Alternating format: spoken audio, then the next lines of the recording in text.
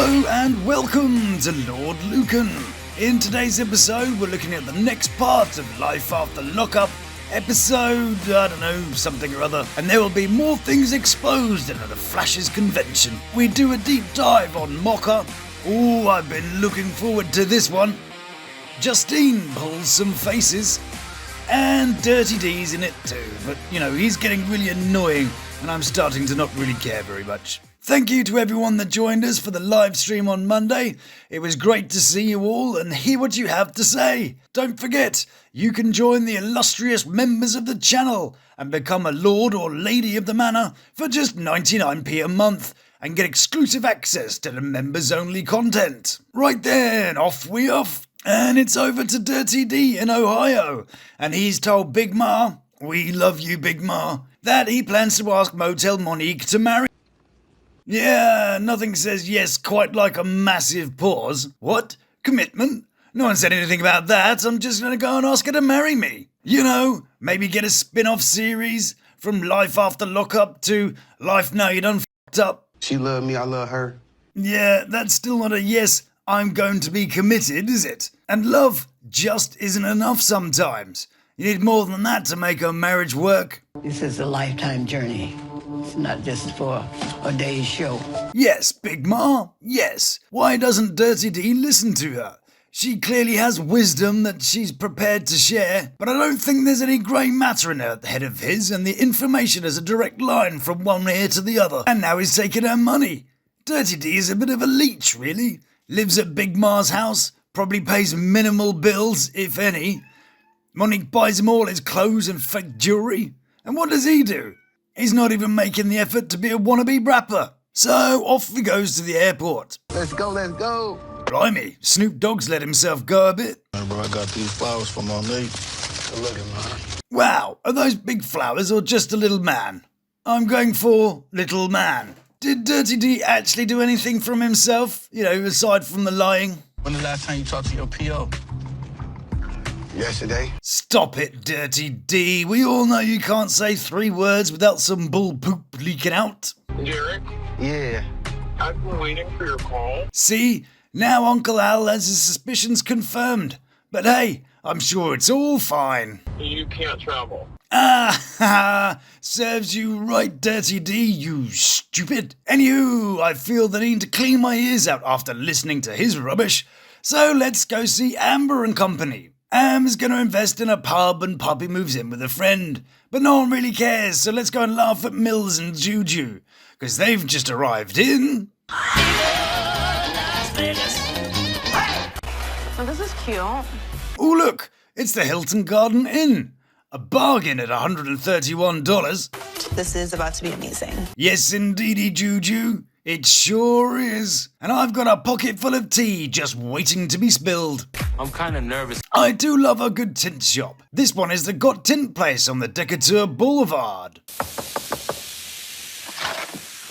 Ah yes, good old Reno Avenue. Here's the reverse angle, which means they're standing just about here. MOKA is very forthcoming with his greetings and makes Juju feel really welcome. What's up? What's up, bro? Welcome. I want you to meet my assistants. Ah, take that, Juju. How's the holiday going? Feeling insecure about the bromance yet? This could be you. Damn. Take a look. You know I know what I'm talking about. Right, I've been waiting for this. Let's throw a big bag of hang on a second and take a deep dive into the man they call MOKA BLAST, aka Lydell Birch. Okay, so let's start with that studio of his, also known as FGC Studios, or Forever Getting Cash Studios. Ugh. We see him flexing his platinum records as he walks Millz into the building. Hang on a second, that 5-time platinum record? Isn't that this record, called Panda by Designer?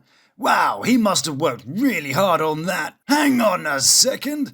Is this the same record produced by a guy called Craig the Engineer in this picture? Wow, that must be some kind of coincidence. Well, it would be if we didn't know that Craig is also MOKA's big brother. He's also flexing framed acolytes from tracks that have reached the Billboard top spots. And he definitely didn't buy these from Etsy. And on October the 17th, 2006, there were no songs in any of the Billboard charts with the artist's name or track beginning or ending in Therapy, and the top tracks on the listings were Sexy Back by Justin Trousersnake, and in the R&B category, it was Chris Brown with Say Goodbye. His LinkedIn and Wikipedia listings, which are pretty dodgy to say the least, have him as also owning 2 Handsome Barbershop. This place in Las Vegas. Hang on a second. Is that the same place which has had his business license revoked? No, I'm sure it's all fine. On the FGC website, MOKA says he's worked with artists such as Dave East and Lady Lesher. I wonder if that's the same Dave East that his brother worked with. And I wonder if that's the same Lady Lesher that he supported in a couple of venues in the UK. If you ain't gotta see Lady Lesher, let me hear ya! Oops, I mean, when he was doing his tour. Yeah, he did actually play some dates in the UK in 2019, including this beauty in London. Wow, check out the capacity on her. And also this place in Glasgow. Ooh-wee, bet you can get at least a couple of 100 people in there. But there are no reviews or photographic evidence of any of these events. There is one article in the Skinny which looks like this. Ooh, look, £10 a ticket. That seems a bit expensive to me. Lidl also owns an LLC called FGCMG, catchy name, or Fly Guy Committee Media Group, who are registered to this building in New York. They have a song here, and another one here, and once purchased a bunch of company emails from this company in China. There is a site which gives an estimate of a person's wealth, and it says he's worth 3.5 million. What? No way. That's partially based on this little graph. And he's definitely not making any money from Wikipedia, Google, or Twitter. But what about the Instagram? If you have loads of followers, then people will pay roughly this kind of money for your influence. But he never promotes anything but himself. Well, he does flex this recording desk. A lot of folks said, Moke, you don't have that board, you're capping. We never see you and the board in a picture together. I lied, I'm here to flex. That's what I'm here to do. See this right here? This is how you score film right here. This is how you score film. See that? See all those buttons? You see the master touch module right here? You'll see that? Talk to me nicely. Nicely. No. Nicely. Euphonics Avid S5. And then I'm gonna have the Raven MTZ in the other room, just to, you know what I'm saying, just to mess around with. But yeah, talk to me nicely. Talk to me nicely! Okay, so a few problems there. Number one, music score is the stuff that you write down, i.e. this. And number two, he doesn't have any clue, does he? Look at all the buttons. I mean, really, is that the best he can do on that? I'm not going to talk to you nicely, you fucking idiot. You're just a c***, and everybody knows it. I wonder if this dusty thing made in 1999 is the same one worth $8,000, or the same one his brother was using in this picture. No, I'm sure it's different. Yeah, of course it is. And anyway, he's been in some magazines.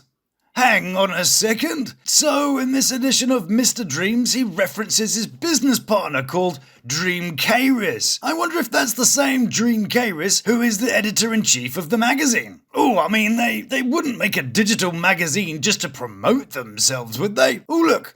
It's Dream Kairis modelling his own stuff, and an advert for Moka and Kairis' video. And oh look, here's Dream Kairis' Model Mayhem profile. Wow, he's a busy boy. He's also got a SoundCloud where he remixes other people's music, including Pitbull.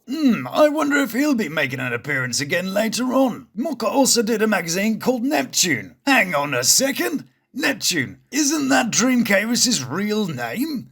Oh look, here he is.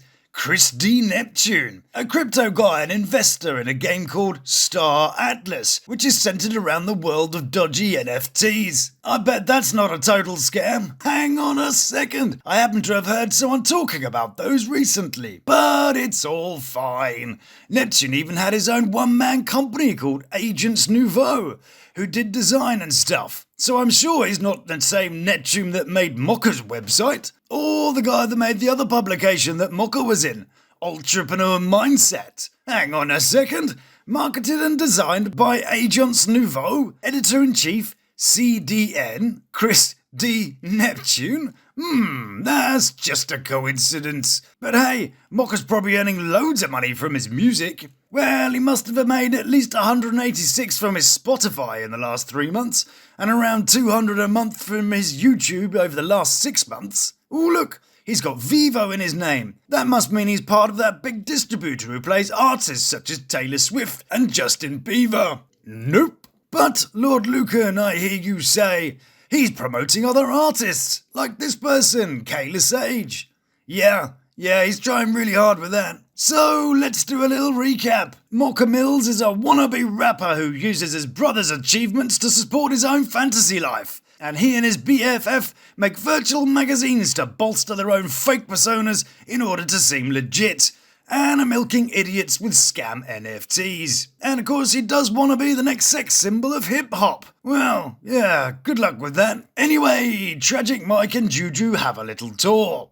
The last time I performed was in 2017 at the Latin Grammys. Latin Grammys, you say? 2017, you say? Hang on a second.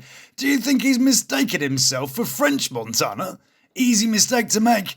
I often mistake myself for a Mandarin. You know, easy mistake to make. I honestly thought my life was gonna start changing from that point. Tee-hee, they've even blurred out Tiffany's face. Good job I found this lovely picture of them together. And I was right, because a couple weeks later I was in jail. Yeah, you were, weren't you? For trying to sell naughties to an undercover cop after releasing a song called I Sell Drugs. Yeah, good job. It's like Wayne Gacy releasing a song called I've Buried Your Kids in My Basement. Then, writing articles about yourself, teaming up with NFT scammers, pretending your brother's success is your own. The way he puts his hand over his mouth at the end was like his body language just couldn't handle that level of bullshit. I'm expecting now. Look how pleased she is with herself. It's like she's trying to split them up. After all these years of waiting for him, I'm pissed. MOKA is all heartbroken. Hey look, it's another one of those record things from Etsy. I mean, who even makes C90 cassettes anymore? And you, meanwhile, over in Mississippi, Jeffrey Dahmer and Discount Keira Knightley are busy sorting their shit out. I seen the hurt in your eyes and I wanted to fix that. That's all I have to say about that. But it's all fine. I love you. I love you. Back in Ohio, and Dirty D had some bad news. You can't travel. But then his PO realises she hadn't seen the stuff it sent her, and it's all fine again. I'm going to email you the travel path. Then we go skipping off to see what Chance is messing about with, and his friend can't give him work for about a month or so. A month of waiting for work is the difference between life or death. Damn, if only you had, I don't know, like a bunch of money that you would have spent at the casino. Yeah, that'll be nice. Do you have a minute to talk? Why? What's wrong? Wow, now that's the sound of a sister who really gives a crap about you. I wonder if she can say anything else that sounds like she couldn't care less. I feel like nobody is really helping me. That's tough. Yeah, don't worry about helping her. The sister you profess to move in closer to in order to see her child. Yeah, that's tough. I'm getting high right now, but how about you call someone else that cares? Johns has gone off to see a friendly barman. What you up to? Hanging out? Oh, dude, just... What ain't I up to? I can answer this one. Telling the truth, working, spending time with the family, being faithful, talking about anyone other than yourself. Did I get it? Was I right? Hey, do people win on these machines over here? Yeah, actually, they had a lot more than I thought they would when they first brought them in, man. Yeah, of course they did. Typical games machines are set to about 75% payout, and maybe they paid out a bit more in the beginning just to get people using them. I think the translation of what he said is something like, "Sure, you go chuck your money in there, you idiot. I'm gonna take my cut." As if they're actually friends. Everyone thinks they're the barman's friends. He gets you drunk and sometimes has the patience to listen to your so you buy more drinks. If he was your friend, he'd tell you to steer clear of those things and go home and see your kids. So, what does Chance do? Oh, I hate these machines. He says, pumping more dollars into them. This is stupid, man. I can't believe I just did that. I just felt like I was gonna win. I mean, I really felt like I was gonna win. And who the puts 70 bucks in a machine doesn't win? You do, Chance. Dumbass. Anyway, let's go back to Tragic Mike and see how his boyfriend is taking the news. He didn't take the news very well. You know, he thinks the baby and Justine are gonna slow me down. Well, I can see Moka's point. Juju has his balls in her purse, and a real family guy should be spending the time with his family. And there's no way Millz could compete, even if he did possess the talent to make catchy, profitable tracks. When was the last time you heard of a major record label signing a married rapper? I'm waiting. Is Moka mistaking himself for a major label, or suggesting one might be interested in Millz? I mean, I think I'm a Mandarin. Millz thinks he's Hannah Montana or something. So why can't Moka be Simon Cowell? I'm Piers Morgan. I'm a black lesbian. Signing a married rapper. I'm waiting. Well then, that sounds like a challenge. Big Boy from Outcast, Reverend Run, Wyclef Jean. Would you like to keep waiting, Moka? But then Moka says the most accurate and truthful thing I've heard fall out of his face. He's competing with the kid who's 18, with no responsibilities, no bills, no nothing. And that kid is going to grind 24 hours. Now, this is the advice Millz should listen to, but unfortunately, it's part of the Moka manipulation tactic. The invincible Montana Millz working a 9 to 5. See how much plaques I got in there? I know what I'm talking about. Take the ring off. There's so much wrong with those statements, but I won't repeat what I've already said. Fly alone, I'll do what I gotta do alone, and You sure now? Yeah, man. All right. Yeah, that's the face of a man who's sure. Here's a little prediction. Millz has terrible timing, so I bet he'll do the proposal and then think that's the best time to tell her about his decision. She'll get all mad, he'll change his mind, they go look at property, and Justine puts his balls back in a bag. Millz has taken a bite from the forbidden fruit and the snake invites him to a venue the next night. Oh, yeah? Yeah, a place is called Cork and Thorn. Everybody goes there. Ooh, Cork and Thorn. Looks great. Okay. So you already know what you got to do with that piece of hardware. And when it comes to the pics for family, that got to go, bro. Oh dear, Juju's not happy about that. Moka just dropped a bomb that really has me thinking about my priorities. Well, the plot thickens. What does Tragic Mike do next? Well, I guess we'll have to wait till the next episode. And dear viewers, so will we. I've had a splendid time here with you, and it's been great to see you. Thank you for joining me and being the beautiful people you are. Stay beautiful. Love to my 3. You take care of yourself.